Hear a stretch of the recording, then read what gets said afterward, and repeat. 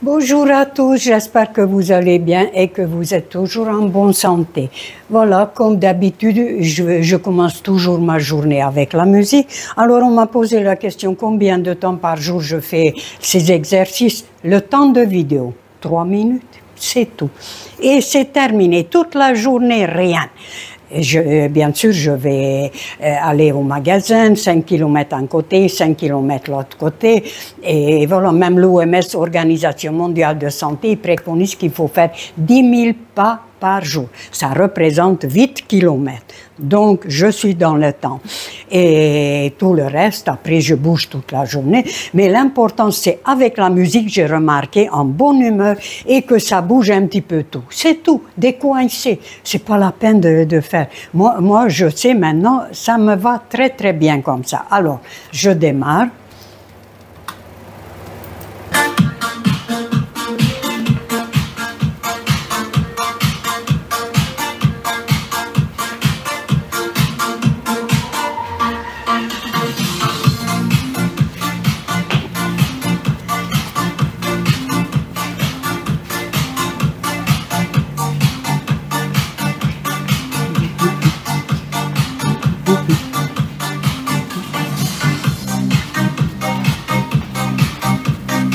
Il faut que je sautille.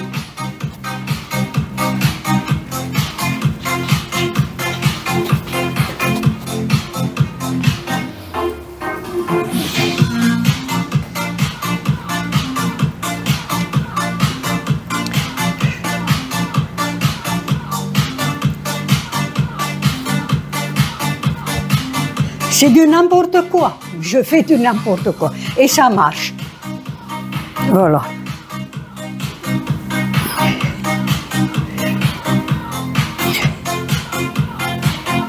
Je vous assure, pendant 6 mois que j'étais plâtrée de ma jambe, que j'étais couchée, j'ai rien fait. Eh bien, j'aurais été très contente de pouvoir faire ça 3 minutes par jour. Vous voyez, tout est relatif.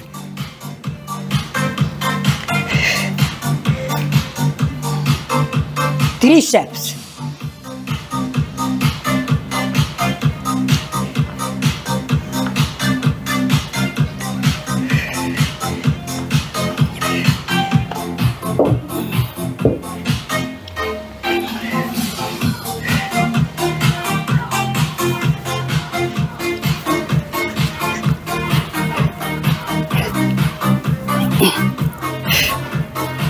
Ah, quand ça démarre pas assez vite, après c'est dur à rattraper la vitesse.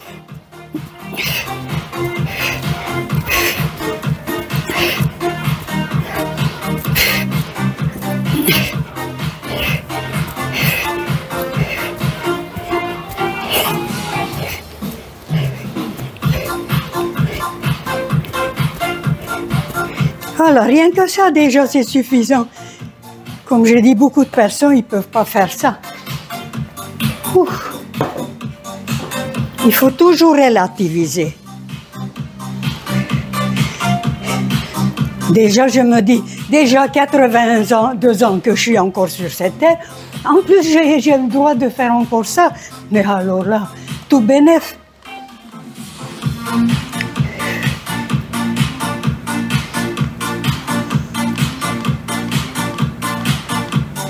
Voilà, ça c'est pour le périnée.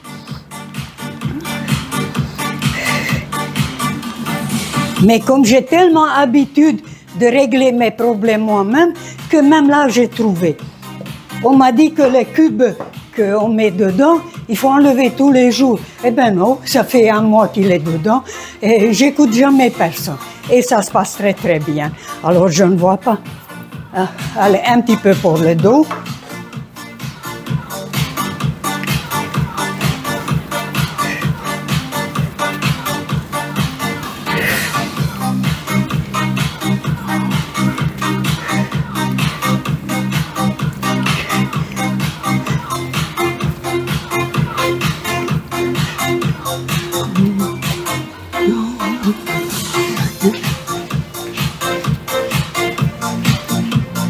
L'important, c'est de faire en bonne humeur et de s'amuser. Très important.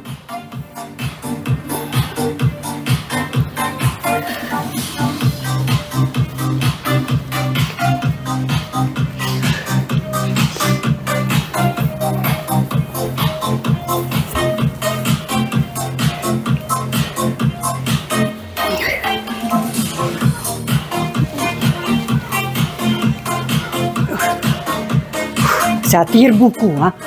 Oh là là. Ah, ah, oh là. Ah.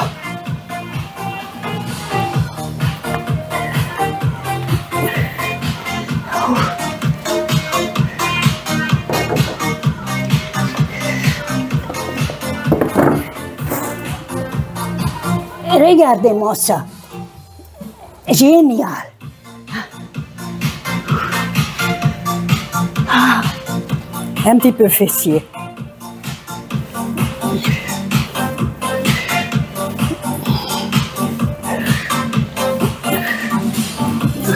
Et l'arbre droit. Alors là, je suis têtue. Mais j'arrive toujours pas.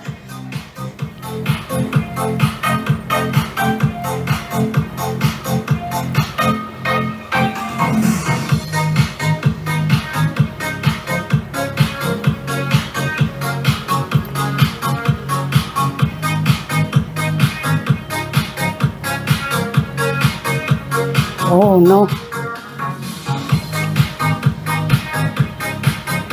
Eh bien, vous voyez, l'œuf, ça ne me réussit pas. Parce qu'avant de manger l'œuf, eh bien, j'ai réussi. Voilà. À ce propos, justement, pour l'œuf. Donc, vous voyez, je n'ai pas de l'équilibre. Je vais essayer quand même là. Voilà, on va voir. Eh bien, oui. C'est quand même incroyable. Tout simplement parce que le mur est là. Ah oui. Voilà, regardez-moi ça. Regardez-moi ça. Et je suis solide. Incroyable. Ah, il ne veut pas s'arrêter. Oui, à ce propos, pour l'œuf. Alors, avant, il y a quelques jours, j'ai commencé à manger un œuf par jour. Avant, c'était une par semaine. Et c'était largement suffisant. Parce que j'avais une énergie d'équivalent d'une bombe atomique. Or là, maintenant, j'ai une énergie de feu d'artifice de 14 juillet. Donc, c'est déjà pas mal, mais ça a baissé beaucoup.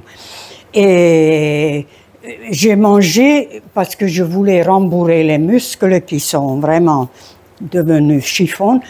Premier jour, il y avait le résultat. Deuxième jour, c'est devenu pire qu'avant. Et troisième jour. Donc là, il y a quelque chose qui ne va pas. Et en plus, je suis rassurée parce que le peuple de Hunza, comme je disais, qui vit là-bas en plein centre de l'Himalaya, territoire de Cachemire, entre Inde et Pakistan, eux, ils vivent jusqu'à 150 ans sans aucune maladie, en mangeant comme je mange moi. Pas de produit animal, pas de sous-produit animal, uniquement végétal. Et alors, pourquoi je dois manger? On m'a fait très peur. On m'a dit, oh là là, les muscles, c'est très important. J'ai essayé, mais là, ça ne va pas. Alors, pour en revenir à autre chose qui est un petit peu plus grave que ça, je trouve, avec toutes les expériences que je connais dans ma vie, avec même la dernière expérience, et j'ai tiré des conclusions, qu'arriver à partir de 80 ans, disons comme ça, voilà, on est en danger réel, je dirais même danger de mort. On a tous un épée Damoclès au-dessus de notre tête qui est prête à tomber à tout moment et de trancher la tête. Oui, c'est aussi grave que ça. Alors, bon, pour moi, il n'y a plus de danger parce que j'ai aboli les espaces-temps, j'ai compris qu'il y a d'autres réalités, j'ai fait un grand pas en avant, j'ai fait même des sauts quantiques, etc. Mais chacun y fait avec son évolution. Pourquoi on est en danger? Je vais vous dire. Avant, on n'était pas obligé, jadis je dirais, on n'était pas obligé de se battre pour avoir le droit de vivre sur cette terre. C'était normal, tout le monde avait sa place. Il n'y avait pas beaucoup de monde et il y avait suffisamment d'aliments pour tout le monde. Or, ça a beaucoup changé ces derniers temps. La population il a explosé, on est beaucoup trop nombreux, donc il n'y a pas assez d'aliments pour tout le monde et les places sont chères. Oui, maintenant, la nature, il va se débrouiller de faire les sélections naturelles comme il a toujours fait. Donc les faibles, ils vont partir, les forts, ils vont rester. Et c'est à nous de se débrouiller et de se placer parmi les forts. Alors, si ce n'est pas la nature, c'est la société. La société aussi dit, ah ben oui, ben, nous on est statistiquement parmi les faibles, même si on est physiquement, mentalement fort, mais statistiquement, après 81, on a plus de chances de mourir qu'un jeune. Voilà. Donc, quelque part, ils estiment qu'on est à la charge de la société. Donc, dès le moindre de faiblesse, tant que vous êtes autonome, énergique et tout, on vous laisse tranquille. Mais dès que vous perdez votre autonomie, alors là, sauf qui peut, hein, on ne sait pas qu'est-ce qui peut arriver. De toute façon, on perd l'identité. Moi, si je vais dans maison de retraite, je ne suis plus Juliana. Je suis étage numéro 2, chambre 124. C'est tout.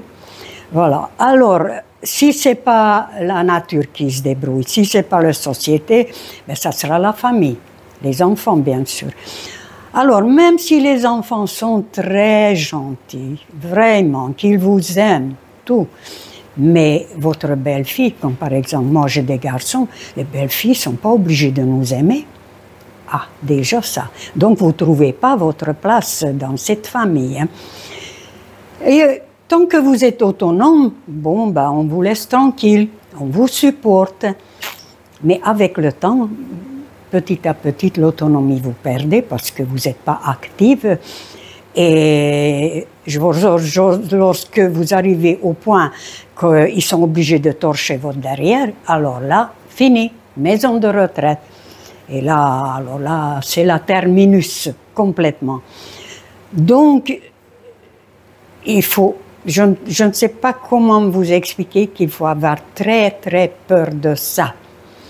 Et il faut carrément que vous faites des miracles pour prouver à la société et à votre famille que vous êtes encore capable et qu'on vous laisse tranquille. C'était mon cas. Mais pour ça, il faut avoir très très peur. Alors, je vais vous donner juste un petit exemple. Imaginez, vous maintenant, une Sagittaire. Je ne sais pas si vous le connaissez. Aucune patience, pas beaucoup de mémoire non plus. Hein. Chaque fois, il commence tout, il abandonne tout. Il commence même 10 choses en même temps. Et dès qu'il faut attendre une journée, une heure, une semaine, même pas, n'en parlons pas. Aussitôt, elle abandonne, elle recommence autre chose, etc. Et tout est comme ça. Imaginez cette personne, grabataire en plus, sénile en plus, tremblée comme ça, une vraie légume. Et on lui a donné l'ultimatum à cette personne, presque, je dirais, au pied de Himalaya ou de Mont Everest, que s'il arrive de monter là-haut, au sommet, il a le droit de vivre. C'était mon cas, exactement, parce que mes enfants, ils m'ont donné l'ultimatum. Bon, ils n'ont pas dit direct maison de retraite. Ils m'ont dit tu viens chez nous, etc. Mais je connais la suite des événements, comment ça marche. Donc c'était un ultimatum.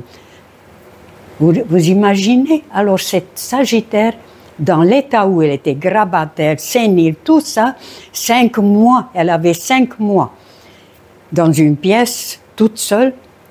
Et puis, elle a appris le Rubik's Cube, alors que même des personnes qui ont la capacité physique et intellectuelle en 100%, ça demande beaucoup d'efforts, beaucoup de patience et beaucoup de mémoire. Alors, vous imaginez le travail que ça représentait. Et vous imaginez la peur qu'elle avait, cette personne, pour accomplir ça. Une deuxième petite image métaphorique, mettons, c'est toujours cette même grabataire, pas forcément même Sagittaire, ça peut être n'importe quel grabataire, sénile, tremblé, légumes, quoi. Vous le mettez dans pleine forêt.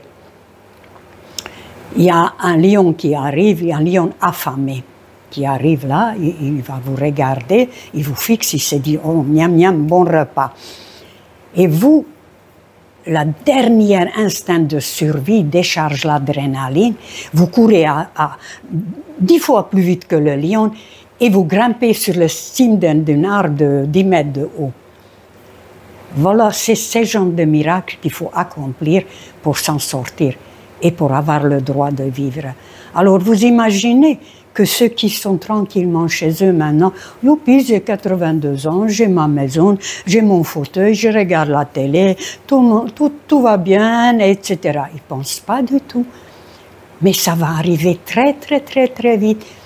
Même, je vous dis, imaginez encore une seule seconde que maintenant, mettons qu'il est maintenant, disons 10 heures du matin, et que vous êtes habitué d'aller vos petits cabas, aller marcher, discuter avec les voisins, et puis vous faites des projets, je vais faire le repas, je vais m'occuper de mon petit ménage, et puis à midi, repas, devant la télé, vous regardez votre feuilleton d'habituel. Et à 2 heures après-midi, tout ça c'est terminé. Quelqu'un qui a signalé que vous ne faites pas correctement votre ménage, que ça sent mauvais chez vous, etc. Tout est possible quand on est seul. Hein. Et il y a toujours des gens mal intentionnés. Et au service de hygiène, il arrive, ah c'est vrai, vous n'avez pas sorti votre poubelle, etc. Allez, quel âge? 82 ans. Ah bah oui, bah bien sûr, c'est une sénile, danger, elle ne peut pas rester toute seule. Allez, on va l'embarquer. Et c'est terminé, c'est fini pour vous. Asseyez-vous là, même, assieds-toi là, et bouge pas, comme un chien. Et surtout pas un mot, hein, parce que alors là, tu n'as pas le droit de parler. C'est terminé, tu n'existes pas.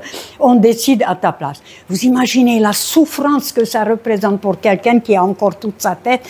Bon, physiquement, il est diminué. Elle avait des petits manies, qu'elle sortait les poubelles 2 fois par semaine au lieu de tous les jours. Plein de petits trucs. Et puis bordel, etc. Mais c'est tout, ça s'arrête là. Oui, mais la société lui saute dessus tout de suite pour éliminer. Voilà pourquoi j'essaie de vous faire peur, hein, parce que là, comme je vous ai dit, chez les enfants aussi, c'est bien bon, mais lorsque vous allez chez les enfants, eh ben, au début ils sont gentils, mais la belle-fille, elle n'est pas obligée de vous aimer. Et puis, lorsque vous vous diminuez au point qu'elle est obligée de torcher votre derrière, allez hop, maison de retraite, c'est terminé. J'espère que je vous ai fait suffisamment peur pour réagir. Voilà, je vous souhaite une très belle journée, très bonne santé. Et lorsque on voit moi, vous ne m'avez pas vu. Il suffit de regarder la toute première vidéo.